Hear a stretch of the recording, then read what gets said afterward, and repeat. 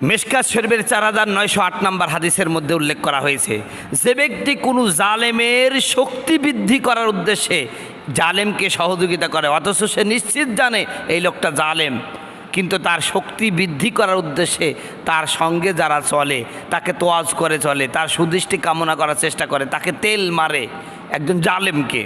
কোনো মুসলমানের বাচ্চা একজন জুলুমবাদ জানার পরও এই জুলুমবাজের আরও জুলুমিয়াতকে বৃদ্ধি করার উদ্দেশ্যে, তার শক্তি বৃদ্ধির উদ্দেশ্যে যে ব্যক্তি জালেমের সঙ্গী হবে, আল্লাহ রসুল বলছে সে আমার উম্মত না, সে আমার উম্মতে খারেজ হয়ে গেছে।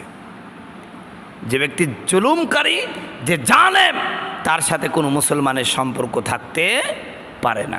ইবনু মাজার মধ্যে এসেছে, আল্লাহ নবী বিশ্ব নবী বলেন, পৃথিবীর নিকৃষ্ট মানবকে জানো, কিয়ামতের ময়দানে পৃথিবীর সবচেয়ে নিকৃষ্ট মর্যাদার দিক দিয়ে সবচেয়ে নিকৃষ্ট বান্দা কে হবে জানো?